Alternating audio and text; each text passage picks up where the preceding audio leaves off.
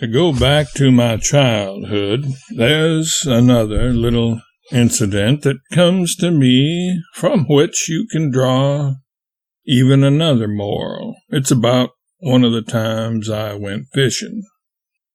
You see, in our house, there was a sort of family prejudice against going fishing, if you hadn't permission. But it would frequently be bad judgment to ask. So I went fishing secretly, as it were, way up the Mississippi. It was an exquisitely happy trip, I recall, with a very pleasant sensation. Well, while I was away, there was a tragedy in our town. A stranger stopping over on his way east from California was stabbed to death in an unseemly brawl. Now, my father was Justice of the Peace, and because he was Justice of the Peace, he was coroner. And since he was coroner, he was also constable, and being constable, he was sheriff, and out of consideration for his holding the office of sheriff, he was likewise county clerk and a dozen other officials I don't think of just this minute.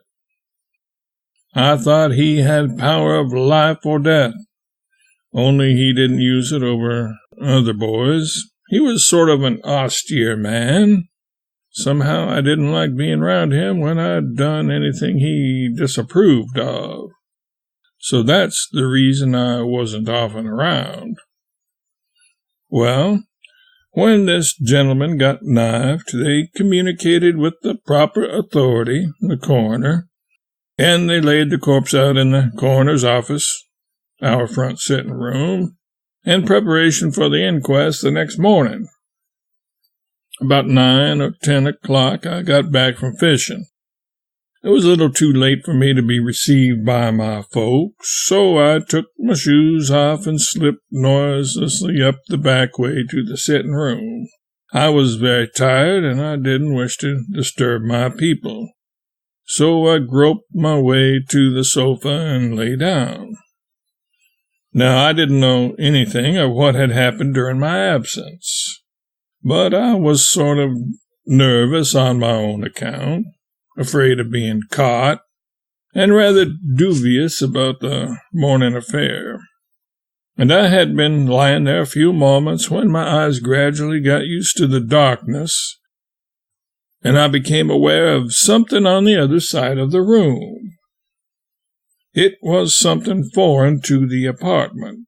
It had an uncanny appearance, and I sat up looking very hard and wondering what in heaven this long, formless, vicious-looking thing might be.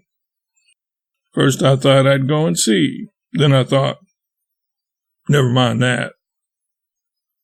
Mind you, I had no cowardly sensations whatever, but it didn't seem exactly prudent to investigate. But I somehow couldn't keep my eyes off the thing. And the more I looked at it, the more disagreeably it grew on me. But I was resolved to play the man, so I decided to turn over and count 100, and let the patch of moonlight creep up and show me what the dickens it was. Well, I turned over and tried to count, but I couldn't keep my mind on it. I kept thinking of that gruesome mass. I was losing count all the time and going back and beginning over again. Oh, no, I wasn't frightened, just annoyed. But by the time I'd gotten to the century mark, I turned cautiously over and opened my eyes with great fortitude. The moonlight revealed to me a marble-white human hand. Well, maybe I wasn't embarrassed, but then that changed to a creepy feeling again, and I thought I'd try the counting again. I don't know how many hours or weeks it was that I lay there counting hard. But the moonlight crept up that white arm, and it showed me a lead face and a terrible wound over the heart. I could scarcely say that I was terror-stricken or anything like that, but somehow his eyes interested me so that I went right out of the window. I didn't need the sash, but it seemed easier to take it than to leave it behind. Now let that teach you a lesson. I don't know just what it is, but at 70 years old, I find that memory of peculiar value to me. I have been unconsciously guided by it all these years. Things that seemed pigeonholed and remote are a perpetual influence. Yes, you're taught in so many ways, and you're so felicitously taught when you don't know it. Here's something else that taught me a good deal. When I was 17, I was very bashful, and a 16-year-old girl came to stay a week with us. She was a peach, and I was seized with a happiness not of this world. One evening, my mother suggested that to entertain her, I take her to the theater. I didn't really like to because I was 17 and sensitive about appearing in the streets with a girl. I couldn't see my way to enjoying my delight in public, but we went. I didn't feel very happy. I couldn't seem to keep my mind on the play. I became conscious after a while that was due less to my lovely company than my boots. They were sweet to look upon, as smooth as skin, but fitted 10 times as close. I got oblivious to the play and the girl and the other people and everything but my boots, until I hitched one partly off. The sensation was sensuously perfect. I couldn't help it. I had to get the other off partly. Then I was obliged to get them off altogether, except that I kept my feet in their legs so they couldn't get away. From that time, I enjoyed the play, but the first thing I knew, the curtain came down like that without my notice, and I hadn't any boots on. What's more, they wouldn't go on.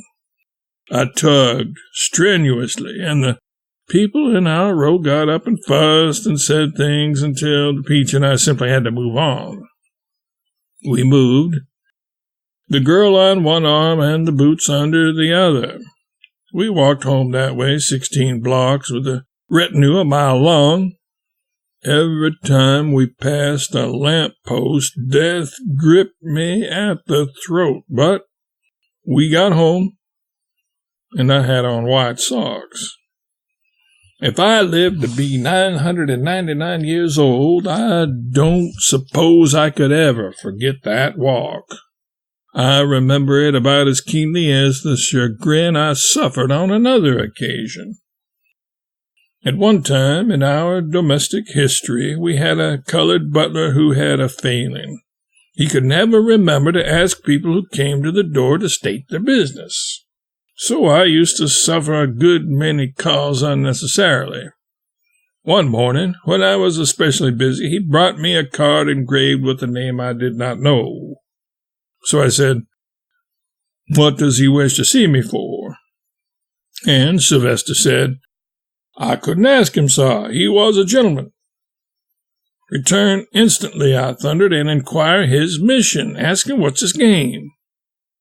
Well, Sylvester returned with the announcement that he had lightning rods to sell.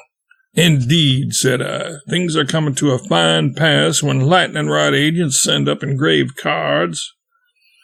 "He has pictures," added Sylvester. "Pictures, indeed. He may be peddling etchings. Has he a Russia leather case?" But Sylvester was too frightened to remember. I said, "I'm going down to make it hot for that upstart." I went down the stairs, working up my temper all the way. When I got to the parlor, I was in a fine frenzy concealed beneath a veneer of frigid courtesy. And when I looked in the door, sure enough, he had a Russia leather case in his hand. But I didn't happen to notice that it was our Russia leather case. And if you'd believe me, that man was sitting with a whole gallery of etchings spread out before him. But I didn't happen to notice that they were our etchings, spread out by some member of my family for some unguessed purpose. Very curtly, I asked the gentleman his business. With a surprised, timid manner, he faltered that he had met my wife and daughter at Onteora, and they had asked him to call. Fine lie, I thought, and I froze him. He seemed to be kind of nonplussed and sat there fingering the etchings in the case until I told him he needn't bother because we had those. That pleased him so much that he leaned over in an embarrassed way to pick up another from the floor, but I stopped him. I said, "We've got that too." He seemed pitifully amazed, but I was congratulating myself on my great success. Finally, the gentleman asked where Mr. Winton lived. He'd met him in the mountains, too.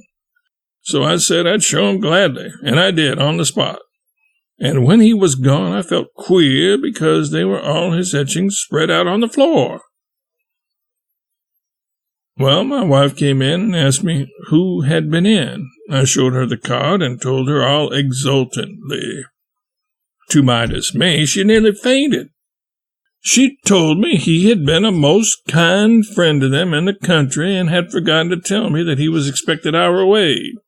And she pushed me out the door and commanded me to get over to the Wintons in a hurry and get him back. I came into the drawing room where Mrs. Winton was sitting up very stiff in a chair, beating me at my own game. Well, I began to put another light on things. Before many seconds, Mrs. Winton saw it was time to change her temperature.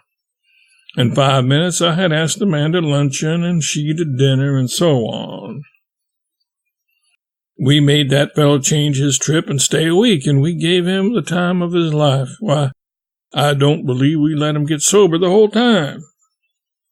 I trust that you will carry away some good thought from these lessons I have given you, and that the memory of them will inspire you to higher things, and elevate you to plans far above the old, and I tell you one thing, young ladies, I've had a better time with you today than with that peach 53 years ago.